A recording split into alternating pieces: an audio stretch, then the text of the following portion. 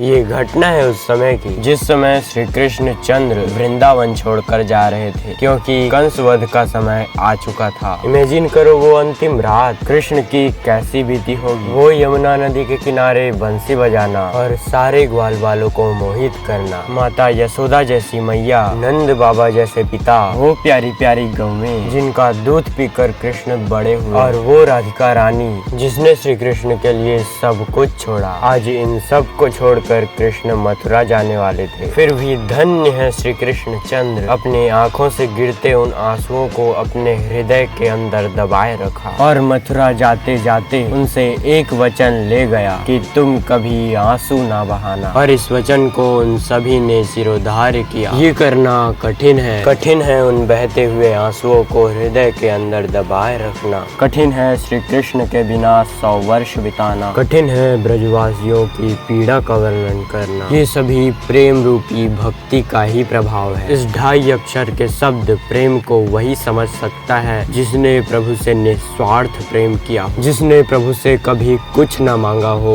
और उनके चरणों का ध्यान और उनकी भक्ति ही मांगा हो। उस भक्त को सिर्फ भगवान के चरणों में ही आनंद मिलता है। राधा ने भी तो श्री कृष्ण से अंतिम बार यही मांगा कि जब मैं इस संसार को अलविदा कहूंगी तो मुझ पर एक कृपा करना, तुम्हारे चरणों के ये रज मुझे प्राप्त हो जाए। क्योंकि वह श्री कृष्ण से प्रेम करती थी। जिसने इस 2.5 अक्षर के शब्द प्रेम को समझ लिया, मानो उसने आधा ज्ञान अर्जित कर लिया। परंतु प्रेम को समझना बड़ा कठिन है। आखिर हृदय में प्रेम जागृत कैसे होगा? ये संभव है, लेकिन इसका एकमात्र उपाय है सत्संग। उन प्रेमियों के साथ समय बिताना जिसने दुनिया से नहीं केवल ईश्वर से प्रेम किया हो, और जो हमारे पास ईश्वर के रूप में उपलब्ध है, अर्थात हमारे माता पिता, गौ माता इत्यादि ईश्वर के साक्षात रूप हैं। इनकी सेवा करना साक्षात ईश्वर की सेवा करना है। प्रेम में अपना नहीं, सामने वाले का सुख देखा जाता है। प्रेम में स्वार्थ का कोई स्थान नहीं होता, बल्कि प्रेम में त्याग का विशेष महत्व होता है। जिस प्रकार किशोरी जी ने श्री कृष्ण का त्याग किया, भक्ति और प्रेम में इतनी शक्ति होती है कि भगवान भी उसके वश में होते हैं। जिस प्रकार श्री राधा जी ने कृष्ण से कहा था, तुम तो कहते थे भगवान भी भक्त के वश में होता है। श्री कृष्ण ने बोला,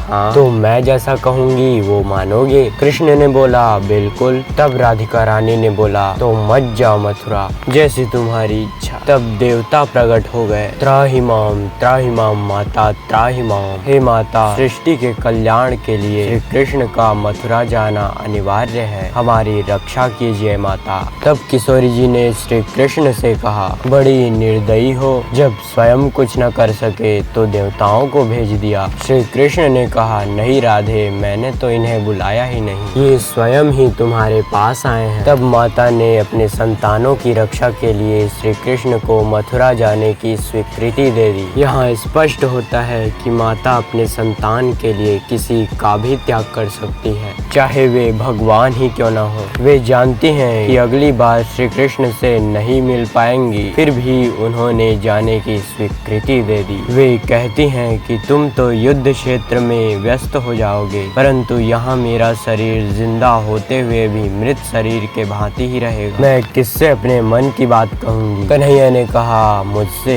तुमसे? हाँ मुझसे। मैं हर रात को तुम्हारे स्वप्न में आऊँगा। राधा ने कहा, नींद आएगी तब न तुम स्वप्न में आओगे। प्रेम में त्याग करना नहीं पड़ता, परिस्थितियों के अनुसार प्रेमियों को बिछड़ना पड़ता है। कृष्ण त्याग के सबसे बड़े उदाहरण हैं। उनके क्या नहीं छूटे। माता यशोदा, नंद बाबा, ग्वाल बाल, गौ माता, किशोरी जी, गोकुल, वृंदावन, मथुरा, सारे के सारे यदुवंश उनके सामने ही मृत्यु को प्राप्त हो गए। और वो तो किसी को अपने मन की बात बता नहीं सकते थे। वो तो स्वयं परम पिता परमात्मा थे। उनके मन के भाव केवल उनके प्रेमी ही समझ सकते हैं। इसलिए भगवान को भी प्रेमी की बहुत आवश्यकता होती है। जब मैं कहूँ श्री कृष्ण त्याग का पर्याय है तो यह गलत नहीं होगा। भगवान को साइंस के थ्रू समझना बहुत कठिन है। यदि कृष्ण को समझना है तो उनसे प्रेम तो करना पड़ेगा। जिस प्रकार प्रेम को समझना कठिन है, उसी प्रकार उसका वर्णन करना भी कठिन है। इसी प्रकार भगवान से सच्चा प्रेम करते रहिए। मिलते हैं अगली वीडियो में, तब तक के लिए जय सिया राम।